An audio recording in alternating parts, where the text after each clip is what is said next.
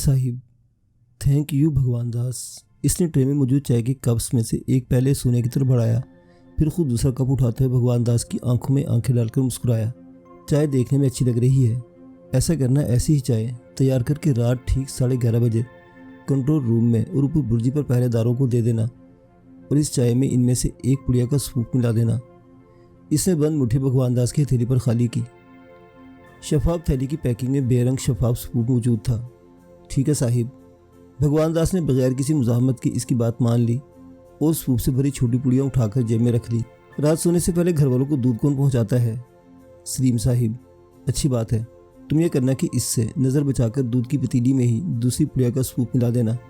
इससे किसी को कोई नुकसान नहीं पहुँचेगा। बस सब गहरी नींद सो जाएंगे।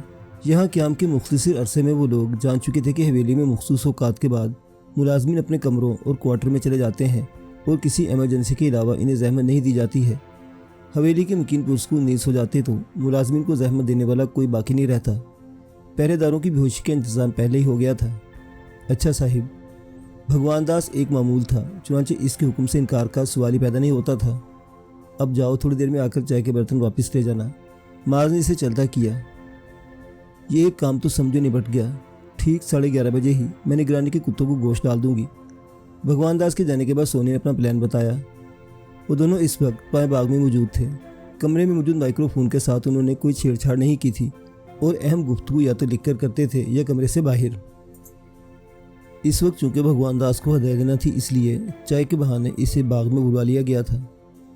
बाहर निकलकर रहायशी हिस्से के मरकज़ी दरवाजे को बाहर से बंद ज़रूर करना है ताकि अगर कोई बेहोश होने से रह भी जाए तो बाहर न निकल सके। तुम्हें शायद उबैद की तरफ से ख़तरा है। सोने ने अंदाज़ा लगाया। होशियार लड़का है, किसी तरह गड़बड़ भांप गया तो दूध पीने से भी रुक सकता है। पता है, आज जब मैं वापस आया था तो मेरे हाथ में मौजूद थैला देखकर बोला, लगता है सर शॉपिंग करके आ रहे हैं। मैंने कोई जवाब नहीं दिया और बस मुस्कुराकर टाल गया। वो सजल से मुलाकात के बाद वापसी में कुत्तों के लिए गोश्त के पार्चे खरीद कर लाया था और इसका हवेली में दाखिल होते ही उबैद से सामना हो गया था। मुझे लगता है तुम खामखा इतने कॉन्शियस हो रहे हो। उबैद ने तुमसे बिल्कुल जनरल क्वेश्चन किया था। मुझे इसके सवाल नहीं, इसका अंदाज़ चुकाता है। एक भेद सा होता है इसकी मुस्कुराहट में। और तुम हमारे कमरे में माइक्रोफोन की मौजूदगी को क्यों भूल रही हो? इसे बिला वजह तो वहाँ नहीं छुपाया गया ना। तुम ठीक ही कह रहे हो। चलो आओ अंदर चलते हैं। रात के खाने का वक्त हो रहा था। सोनिया खड़ी हो गई। मामूल के मुताबिक रात के खाने के बाद वो कमरे में आए तो जानबूझकर ऐसी गुफ्तगू करते रहे जिसमें आज के मामूलात के साथ उबैद और मुनीज़ा की कारकर्दगी का जिक्र था। इस गुफ्तगू के दौरान इनकी कार्रवाइयाँ भी जारी थी। गोश्त के पार्चों पर मखसूस दवा का छिड़काव और लिबास की तब्दीली का काम बखैर खूबी अंजाम दिए गए। असला इनके पास मौजूद नहीं था और ऐसा इसलिए था कि हवेली में दाखिले के रास्ते पर चेकिंग का जदीद निज़ाम मौजूद था। इस सिलसिले में इतने फिक्रमंद भी नहीं थे कि असला तो पहरेदारों का भी हासिल किया जा सकता था। इनके लिए सबसे अहम मरहला आलम और सरमत तक रसाई का था और आज वो ये अहम काम अंजाम देने जा रहे थे। ठीक 11:40 पर सोने ने गोश्त के पार्चे खिड़की से बाहर फेंकना शुरू कर दिए, जबकि मास ने अपनी तवज्जो बुर्जी से आने वाले रास्तों पर मौजूद रखी थी। भगवान दास इसके हदायत पर पहरेदारों को चाय पहुंचाने जा चुका था। जो ही वो वापस आता दिखाई दिया, मास लपक कर मरकज़ी दरवाजे पर पहुंचा, उसे बाहर ही रोक लिया। सबको चाय पिला दी? जी हाँ। घर वालों को दूध पहुंचा दिया? सलीम ने जी हाँ। भगवान दास एक मामूल की हैसियत से अपने नपेतुले जवाब दे रहा था। सब लोग दूध पीकर सो चुके हैं? जी हाँ। इसका वही दो लफ्ज़ी जवाब था। जाओ जाकर कमरुद्दीन को इसके क्वार्टर से बुला लाओ, कहना नवाब साहब ने याद किया है। कदरे मुतमईन होकर इसने भगवान दास को अगला हुक्म दिया तो वो वहाँ से चला गया। माज अपनी जगह खड़ा सुनगुन लेता रहा। हवेली में मामूलात की सख्ती से पाबंदी की जाती थी और हर काम के लिए मखसूस वक्त था। आम हालात में भी हवेली के मुकीन इस वक्त तक सो चुके होते थे और आज तो नशा और दूध की वजह से किसी के जागते रहने का सवाल ही पैदा नहीं होता था। इसे कुछ ख्याल आया तो तेज कदमों से कंट्रोल रूम की तरफ बढ़ गया। हस्बे तोक़ुआ ड्यूटी पर मुझे शख्स कुर्सी पर बैठे बैठे गहरी नींद सो चुका था और स्क्रीन पर हवेली के मुख्तलिफ हिस्सों के मनाज़िर दिखाई दे रहे थे। इसने सब कैमरे बंद किए, फिर अब तक बनने वाली वीडियो भी तलब कर दी। इन कामों को निपटाकर वापस दरवाजे पर पहुंचा तो भगवान दास कमरुद्दीन को लेकर आ चुका था। सांवली रंगत का दुबला पतला कमरुद्दीन इस बेवक्त के बुलावे पर कुछ परेशान दिखाई दे रहा था और इसके आंखों की सुर्खी से जाहिर था कि नींद से जगाकर लाया गया है। तुम जाओ भगवान दास, जाकर आराम से सो जाओ। कमरुद्दीन को इसका काम मैं खुद बता दूंगा। इसने भगवान दास को वहाँ से चलता किया। इसी वक्त वहाँ सोनिया आ गई। सब ठीक है? हाँ तुम बताओ, तुम्हारा काम मुकम्मल हो गया? 100%। میں نے دوربین کی مدد سے چیک بھی کیا ہے، مجھے گوشت کھانے کے لیے جمع ہو جانے والے کتوں کے علاوہ کہیں اور کوئی کتا دکھائی نہیں دیا۔ وہ خاصی مطمئن تھی۔ گڈ، اب ہمیں قمرالدین تہہ خانے تک لے جائے گا۔ میں ٹھیک کہہ رہا ہوں نا قمرالدین؟ اس نے قمرالدین کی آنکھوں میں جھانک کر سوال کیا، اور یہ طے تھا کہ جب وہ اپنے کسی معمول سے اس انداز میں گفتگو کرے تو انکار کی کوئی گنجائش نہیں ہو سکتی تھی۔ قمرالدین بھی سر جھکا کر حکم کی پیروی کے لیے چل پڑا۔ سونے نے حسب پروگرام دروازہ بند کر کے باہر سے کنڈی لگا دی۔ حویلی میں اس وقت ہو کا عالم طاری تھا۔ برجی کی طرف جاتے ہوئے تھوڑے تھوڑے فاصلے پر بے ہوش یا نیم بے ہوش پڑے کتے دکھائی دیے۔ برجی کا ماحول بھی حسب توقع تھا۔ پہرے دار ادھر ادھر بے ہوشی کی حالت میں پڑے ہوئے تھے۔ ان کا سارا اسلحہ جمع کر کے کسی جگہ چھپا دو۔ معاذ نے اپنے اور سونے کے لیے ہتھیار منتخب کیے اور بچ جانے والے ہتھیاروں کے لیے قمرالدین کو حکم دیا۔ اس نے تابع داری سے یہ کام انجام دیا۔ اب وہ تہہ خانے کی طرف جانے والے راستے پر گامزن تھے۔ ایک اندر سے بند دروازے پر رک کر قمرالدین نے دستک دی۔ کون ہے؟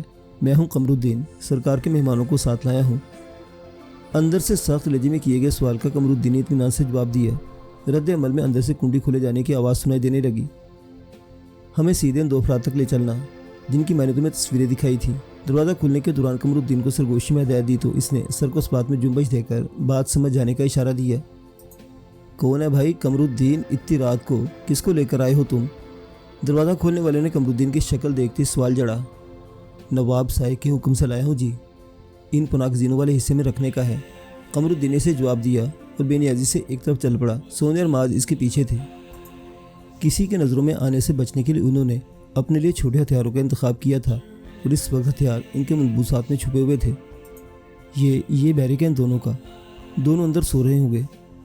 وسیع عریض تہہ خانے کے دائیں جانب آخری دروازے پر رکتے ہی قمرالدین نے اطلاع دی، پھر دروازے کے ہینڈل گھما کر اسے راستہ آہستہ سے کھولا۔ سامنے ہی لوہے کے 2 پلنگوں پر انہیں ایسے افراد لیٹے نظر آئے جن کے پیروں میں بیڑیاں پڑی تھیں۔ شاید وہ دونوں ابھی تک سوئے نہیں تھے جب یہ دروازہ کھلتے ہلکی آواز پر اٹھ بیٹھے۔ عالم! معاذ نے بڑی ہوئی شیب اور نقاہت زدہ چہرے کے باوجود عالم کو فوراً شناخت کر لیا اور لپک کر اس کے قریب پہنچا۔ کون؟ معاذ چونکہ میک اپ میں تھا اس لیے عالم کے لیے فوری طور پر اسے پہچاننا ممکن نہ ہوا۔ میں ہوں یار تمہارا دوست معاذ، اس نے جذباتی انداز میں عالم کے دونوں ہاتھ تھام کر اسے اپنے بارے میں بتایا۔ معاذ تم؟ عالم کے لہجے میں حیرت سے زیادہ پریشانی تھی، اور اس کے رد عمل سے بالکل بھی یہ ظاہر نہیں ہو رہا تھا کہ اس تہہ خانے میں اپنے ہم دوست کو پا کر خوش ہے۔ میں ہی ہوں یار، کیا تمہیں یقین نہیں آ رہا؟ اس نے عالم کے ہاتھوں پر ایک بار پھر دباؤ ڈالا اور قمرالدین کی طرف مڑا تاکہ اس سے بیڑیاں کھولنے والی چابیوں کے متعلق پوچھ سکے۔ تم نے یہاں آ کر اچھا نہیں کیا دوست، عالم ایک کرب کے عالم میں بڑبڑایا۔ وہ کیوں؟ معاذ متعجب سا دوبارہ اس کی طرف گھوما تو ایک حیرت اس کی منتظر تھی۔ وہ نوابزادہ عبید اللہ تھا جو ہاتھ میں مشین پسٹل لیے مسکراتا سامنے کھڑا تھا۔ وہ یقیناً بستر کے نیچے چھپا ہوا تھا اور وہیں سے برآمد ہوا تھا۔ اسے یکدم عالم کی کیفیت کی وجہ سمجھ آ گئی۔ مسز ڈی سوزا، ہتھیار نکالنے کی غلطی مت کیجیے گا، میری انگلی ٹریگر پر ہی ہے۔ جب تک آپ ہتھیار باہر نکالیں گی آپ کے جسم میں کئی چھید ہو چکے ہوں گے۔ معاذ کی حیرت سے محظوظ ہوتے سے سونے کو ٹوکا اور سنگین لہجے میں دھمکی دی۔ سونے نے اپنے ہاتھ کو روک لیا۔ اس کے سامنے ایک جذباتی اور ناتجربہ کار جوان کھڑا تھا۔ وہ جانتی تھی کہ ایسے لوگ ہتھیار کے استعمال میں غیر محتاط ہوتے ہیں۔ عبید سے اس کے علاوہ کمرے میں موجود دیگر افراد کو نقصان پہنچ سکتا تھا۔ ویسے اب سچ مچ تو مسز ڈی سوزا نہیں ہوں گی۔ ابھی آپ کے مسٹر ڈی سوزا نے اپنا نام معاذ بتایا ہے، تو آپ کا اصلی نام کیا ہے؟ وہ بہت بے خوفی کا مظاہرہ کر رہا تھا۔ تم نے ہماری راہ میں آ کر غلطی کی ہے عبید، ہم یہاں کسی کو نقصان نہیں پہنچانا چاہتے، ہم صرف اپنے دوستوں کو یہاں سے لے جانے کے لیے آئے ہیں۔ معاذ کے لہجے میں اس کے لیے تنبیہ تھی۔ یہ اتنی سمپل بات نہیں ہے مسٹر معاذ، ان لوگوں کو بابا نے امانتاً یہاں رکھا ہوا ہے۔ اگر یہ لوگ اس طرح یہاں سے فرار ہو جائیں گے تو اس سے بابا کی ساکھ کو نقصان پہنچے گا۔ وہ اتنی سی عمر میں بھی اپنے خاندانی وقار اور ساکن و متفکر تھا۔ بات بڑھاؤ گے تو بہت زیادہ بڑھ جائے گی، ہو سکتا ہے ہنگامہ اتنا پھیل جائے کہ سارے شہر میں شور مچ جائے اور عام لوگوں کے ساتھ صحافی بھی اس حویلی کی طرف دوڑ پڑیں۔ اگر ایسا ہوا تو یہ تہہ خانہ اور اس میں قائم نجی جیل نواب صاحب کے لیے بہت بڑی بدنامی کا سبب بنے گی۔ لیکن یہ سب ہوگا ہی کیوں؟ اس نے معاذ کی دھمکی پر یوں تعجب کا اظہار کیا جیسے اس نے کوئی ناممکن بات کہہ دی ہو۔ کہ تم سچ مچ اس خوش فہمی میں مبتلا ہو کہ اس معمولی سے ہتھیار کے زور پر تنے تنام پر قابو پا کر ہمیں ہمارے ارادوں سے روک سکو گے؟ معاذ نے اس کی نادانی پر حیرت کا اظہار کیا۔ عبید کو گفتگو میں الجھا کر وہ ایسا موقع حاصل کرنے کی کوشش کر رہا تھا جس کا فائدہ اٹھا کر اس پر جھپٹا جا سکے۔ آپ سے کس نے کہا کہ میں تنے تنہا اپنے زور بازو پر یہ کام کرنا چاہتا ہوں؟ تہہ خانے میں موجود سارے ملازمین میرے ایک اشارے کے منتظر ہیں۔ بالفرض ملازمین ناکام ہو جاتے ہیں تب بھی ترو کو پتہ میں نے سنبھال کر رکھا ہوا ہے۔ میں نہیں سمجھتا کہ جب تک وہ پتہ میرے ہاتھ میں ہے اب میرا کچھ بگاڑ سکیں گے۔ عبید کا اعتماد قابل دید تھا۔ کیا کہنا چاہتے ہو تم؟ اس بار معاذ الجھ گیا۔ آپ کی کچھ عزیز میری تحویل میں ہے، وہی عزیز جن سے ملنے آپ آج ہوٹل میں گئے تھے۔ عبید نے گویا اس کے سر پر دھماکہ کیا۔ تو وہ تم تھے جو میرا پیچھا کر رہے تھے؟ معاذ نے سے گھورا۔ آپ کو تاکو کو پتہ لگ گیا تھا نا؟ مجھے معلوم تھا کہ ایسا ہی ہوگا، جبھی میں نے ایک دوست کو پہلے ہی ہیلپ کے لیے ساتھ رکھ لیا تھا، جہاں سے آپ مجھے ڈاج دینے کے لیے راستہ مڑے میرے دوست نے آپ کا تعاقب شروع کر دیا تھا۔ تم اس سفید گاڑی کی بات کر رہے ہو نا؟ لیکن وہ بھی زیادہ دیر میرے پیچھے نہیں آئی تھی۔ معاذ کو سب یاد تھا، اسے میں نے واپس بلا لیا تھا۔ ہم ٹیکسی کا نمبر نوٹ کر چکے تھے، نمبر کی مدد سے ڈرائیور تک پہنچے۔ اس کے بعد تو کام بالکل آسان تھا۔ ہوٹل کا پتہ معلوم ہو گیا تو یہ بھی معلوم کر لیا گیا کہ آپ وہاں کس روم میں اور کن لوگوں سے ملاقات کے لیے گئے تھے۔ اس کے لیے یقیناً سب سے تھرلنگ تھا جب ہی وہ ایک ایک بات تفصیل سے بتا رہا تھا۔ معاذ کو افسوس ہوا کہ وہ ایک چھوٹے سے لڑکے کے ہاتھوں ٹریپ ہو گیا ہے۔ حقیقتاً وہ عبید سے اس بات کی توقع نہیں کر رہا تھا، اور حیدرآباد میں کسی دشمن کی موجودگی کا بھی شک نہیں تھا، اس لیے اتنی احتیاطی نہیں برتی تھی جتنی برتنی چاہیے تھی۔ وہ لوگ اب کہاں ہیں؟ معاذ نے سے گھورتے پوچھا۔ فکر نہ کرے، حفاظت سے ہیں، انہیں کوئی تکلیف نہیں پہنچائے گی۔ ایسا ہوا تو اس زمین پر کوئی تمہاری زندگی کی ضمانت دینے والا نہ ہوگا۔ معاذ گھرایا۔ اوہو، اتنے عزیز لوگ ہیں وہ معنی خیزی سے مسکرایا۔ بکواس بند کرو، معاذ دھاڑا۔ ایک منٹ معاذ، مجھے بات کرنے دو اس لڑکے سے۔ اب تک کمرے میں موجود ہر شخص خاموش تماشے بنا ہوا تھا۔ سونے نے معاذ کا زبر ٹوٹتا دیکھا تو خود آگے بڑھی۔ ٹھیک ہے، جو ہونا تھا ہو گیا، اب یہ بتاؤ کہ ہمارے درمیان ڈیل کیسے ہو سکتی ہے؟ ڈیل کی ضرورت ہی کیا ہے؟ میں آپ لوگوں کو بے بس کر چکا ہوں۔ صبح جب بابا اور دوسرے لوگ ہوش میں آئیں گے تو یہ معاملہ ان کے سامنے رکھا جائے گا۔ جو کچھ آج رات آپ لوگوں نے یہاں کیا ہے وہ بابا کے نزدیک ہرگز بھی قابل معافی نہیں ہوگا۔ وہ حد سے زیادہ خود اعتمادی کا مظاہرہ کر رہا تھا، ویسے ایک لحاظ سے وہ قابل تحسین بھی تھا۔ اس سے نہ صرف ان دونوں کا مشکوک ہونا بھانپ لیا تھا بلکہ ان کی پوری ٹوبی لگا لی تھی، اس لیے آج اس قابل تھا کہ باقی لوگوں کی طرح نشاور دودھ پی کر بے ہوش پڑے ہونے کے بجائے یہاں ان کے سامنے کھڑا تھا۔ جہاں ڈیل کی گنجائش نہ ہو وہاں پھر ایک اور ہی گنجائش رہ جاتی ہے۔ سونیا اس کی آنکھوں میں آنکھیں ڈال کر عجیب سے لہجے میں بولی۔ وہ کیا؟ وہ اس کی آنکھوں کی سرد موری سے پہلی بار گڑبڑایا۔ اس کی، وہ بولی اور تیزی سے اچھل کر اس تک پہنچی اور اسے سمجھنے کا موقع بھی نہیں ملا۔ یہ کیا کر رہی ہیں آپ؟ مجھے کچھ ہوا تو کوئی بھی نہیں بچ سکے گا، نہ آپ، نہ آپ کے یہ دوست، اور نہ ہی آپ کے ہوٹل والے مہمان۔ سونے کے بظاہر نازک نکلے ہوئے بازو کی مضبوط گرفت میں پھپڑاتا اسے دھمکیاں دے رہا تھا۔ کوئی بات نہیں، ہم تو ہیں ہی سر پر کفن باندھ کر نکلنے والے لوگ۔ ہم جانتے کہ موت کبھی بھی کہیں بھی ہمیں اپنے پنجوں میں دبوچ سکتی ہے، اس لیے تم ہمارے نہیں، صرف اپنے بارے میں سوچو۔ کتنی عمر ہوگی تمہاری؟ زیادہ سے زیادہ 15 سال۔ سوچو اگر تم اتنی سی عمر میں مر جاؤ گے تو تمہارے ماں باپ اور بہن کو کتنا صدمہ ہوگا، کتنے خواب ہے تمہارے لیے ان کی آنکھوں میں۔ تم نہ رہو گے تو وہ خواب کون پورے کرے گا؟ وہ اتنی صفاقی سے حقائق کا احساس دلا رہی تھی کہ اس کا چہرہ سفید پڑ گیا۔ کتنا بھی ہوشیار بنتا تھا تو ایک نوعمر لڑکا ہی۔ آپ ایسا نہیں کر سکتے۔ تھوک نگل کر حلق تر کر تو گھگیایا۔ کیوں نہیں کر سکتے؟ چونٹی کو بھی کچلنے کی کوشش کرو تو اپنے دفاع میں کاٹ لیتی ہے۔ یہاں تو چونٹیوں ہم جیسوں کو آنکھیں دکھا رہی ہیں، ہم اس چونٹی کو اپنے پیروں تلے مسل کر آگے بڑھ جائیں گے۔ سونیا کے ارادوں کی خوفناکی نے اس کی رنگت مزید زرد کر دی اور وہ درزیدہ نظروں سے دروازے کی طرف دیکھنے لگا۔ یقیناً اسے امید تھی کہ وہاں سے اس کے ملازم اندر داخل ہو کر اسے بچانے کی کوشش کریں گے۔ اگر کسی نے اس کمرے میں قدم بھی رکھا تو نوابزادے کی کھوپڑی اڑانے کی ذمہ داری اس کے سر ہوگی۔ معاذ نے بلند اور سخت لہجے میں اعلان کرنے کے ساتھ ساتھ جیب سے پسٹل نکال کر ایک فائر بھی جھونک دیا۔ مختصر کمرے میں فائر کی آواز کسی بم دھماکے سے کم نہیں تھی۔ سجل کی وجہ سے مجھے تھوڑی دیر کے لیے دباؤ میں آ گیا تھا۔ سونے کی حکمت عملی نے اسے اس دباؤ سے نکال لیا تھا اور وہ سمجھ گیا تھا کہ سارا بس اعصاب کا کھیل ہے۔ 14-15 سالہ نوابزادہ عبید اچھی پوزیشن میں ہونے کے باوجود اس اعصابی دباؤ کو برداشت نہیں کر سکتا تھا۔ تھرل اور ایڈونچر کے نام پر خطروں میں ہاتھ ڈال لینے والے نازو نام میں پلے امیر زادوں کی برداشت کی ایک حد ہوتی ہے اور عبید کی وہ حد آ گئی تھی۔ فائر ہوتے اس کے اعصاب نے اس کا ساتھ چھوڑ دیا اور وہ سونے کی باہوں میں جھول گیا۔ سنبھالو اسے اور بستر پر لٹاؤ۔ معاذ نے مٹی کے مادوں کی طرح ایک طرف کھڑے ہو کر آنکھیں پٹپٹاتے اور سارا تماشا دیکھتے قمرالدین کو حکم دیا تو وہ تیزی سے آگے بڑھا۔ عالم شاہ نے اپنے بیڈ کی پائنتی کھسک کر اس کو لٹانے کے لیے جگہ بنائی۔ تم ان کی بیڑیوں کی چابیاں لے آؤ اور سمجھا دینا کہ سب کو اگر کسی نے ذرا سے بھی گڑبڑ کی تو نوابزادہ اپنی جان سے جائے گا۔ معاذ نے قمرالدین کو دوسرا حکم دیا۔ اس پر فوری عمل درآمد ہوا۔ بیڑیاں کھل گئی تو وہ لوگ قمرالدین کی نشاندہی پر جا کر ہتھیار بھی لے آئے۔ تہخانے میں موجود محافظوں کو ایک کونے میں اکٹھا کر دیا گیا۔ ہم ایک بار پھر واضح کر رہے ہیں کہ ہماری یہاں کسی سے کوئی دشمنی نہیں۔ ہم اپنا کام پورا کر کے یہاں سے خاموشی سے نکل جائیں گے، لیکن کسی نے ہماری راہ روکنے میں یا روڑے اٹکانے کی کوشش کی تو اپنے انجام کا ذمہ دار خود ہوگا۔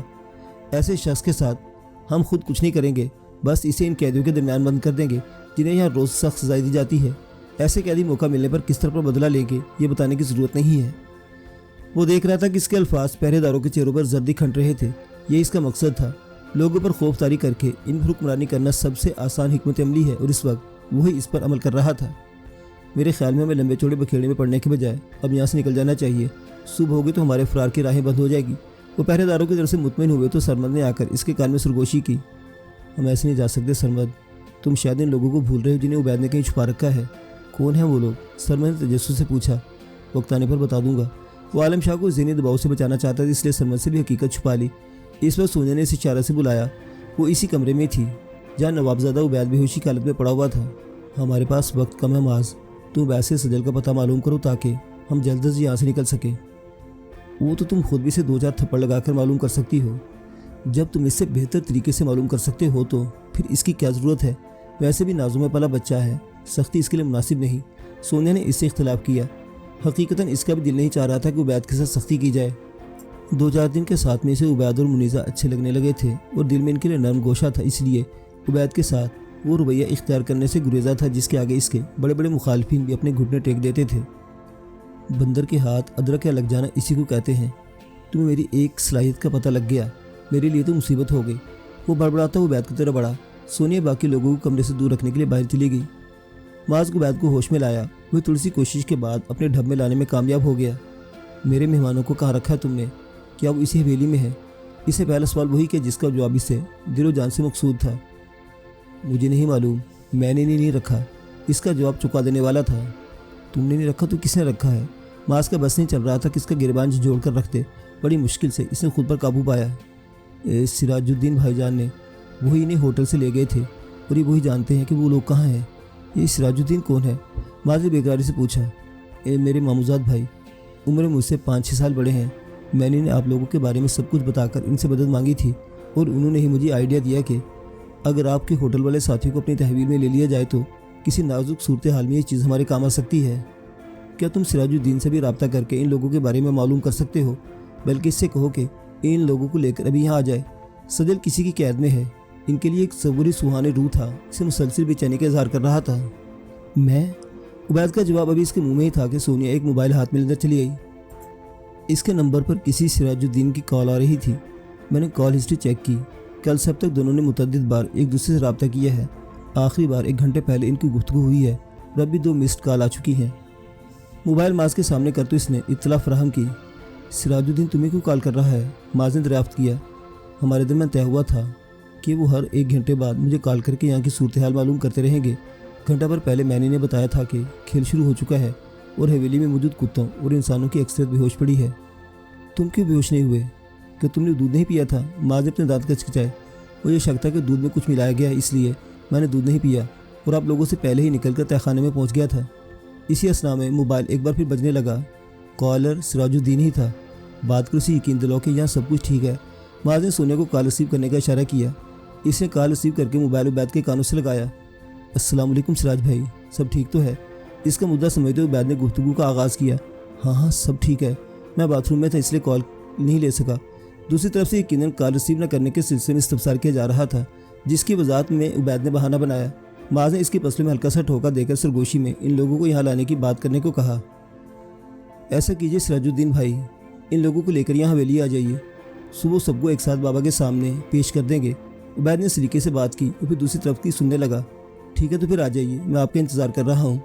آخری بات کہہ کر اس نے رابطہ منقطع کر دیا اور پھر معاذ کی طرف رخ کر کے اطلاع دینے والے انداز میں بولا، آ رہے ہیں وہ لوگ، آدھے گھنٹے تک پہنچ جائیں گے۔ باہر گیٹ پر موجود سیکورٹی سٹاف کو اطلاع کر دو، کہنا ان لوگوں کو سیدھے یہاں تہہ خانے کی طرف بھجوائیں۔ معاذ سے نئی ہدایت دی۔ اس ہدایت پر عمل کرتے ہوئے عبید کے ساتھ تہہ خانے سے باہر نکل گیا۔ پیچھے کا معاملہ دیکھنے کے لیے سونیا کافی تھی اور اب تو عالم شاہ اور سرمد جیسے قابل اعتبار ساتھیوں کا بھی ساتھ مل گیا تھا۔ باہر نکل کر وہ عبید کے ساتھ برجی پر پہنچ گیا۔ یہاں سے ہر جانب نظر رکھی جا سکتی تھی۔ ابھی آدھا گھنٹہ پورا ہونے میں 2-3 منٹ باقی تھے کہ مین گیٹ کے سامنے گاڑی کی روشنی دکھائی دی۔ پھر فوراً ان کے ہاتھ میں موجود عبید کا موبائل بجنے لگا۔ ان لوگوں سے بولو کہ سیدھے تہہ خانے کی طرف چلے آئیں۔ معاذ نے ہدایت کے ساتھ موبائل عبید کو تھمایا۔ اس نے اس کی کہی ہوئی بات دہرا دی۔ گاڑیاں اندر آئیں، یہ تعداد میں 2 تھیں۔ پہلے اگلی گاڑی سے 2 ہتھیار بند افراد اترے اور گاڑی کا پچھلا دروازہ کھول کر کسی کو باہر آنے کا راستہ دیا۔ اترنے والا اگرچہ پینٹ شرٹ میں ملبوس تھا، لیکن اس کی ٹال جھال میں موجود وقار سے محض نے اندازہ لگا لیا کہ وہی سراج الدین ہے۔ اس کے اشارے پر پچھلی گاڑی کے سواروں کو اتارا جانے لگا۔ گود میں بچہ اٹھا نازک سی سجل اور گول مول سے گل خان کو اس نے ان کی ہیئت سے پہچان لیا تھا۔ نیچے جا کر ان لوگوں کا استقبال کرو، خبردار کوئی گڑبڑ نہیں ہونی چاہیے، معاذ نے عبید کو حکم دیا، جس کی تعمیر کے فوراً حرکت میں آ گیا۔ معاذ ایک محفوظ فاصلے سے ان کے پیچھے تھا۔ تو تم نے بازی مار ہی لی۔ عبید آنے والوں کے مقابل پہنچا تو پینٹ شرٹ والے نے جو یقینی طور پر سراج تھا، اس کے بازو پر ایک مشفقانہ دھپ لگاتے ہوئے داد دینے والے انداز میں کہا، اور پھر اس کے جواب کا انتظار کیے بغیر بولا، سچ پوچھو تو میں ڈر رہا تھا کہ تم کوئی گڑبڑ نہ کر بیٹھو۔ تم نے پروگرام کے مطابق میری کال ریسیو نہیں کی تو میں اچھا خاصا پریشان ہو گیا تھا، اور اپنے اس ڈی ایس پی دوست کو کال بھی کر دی تھی جس کا تم سے ذکر کیا تھا۔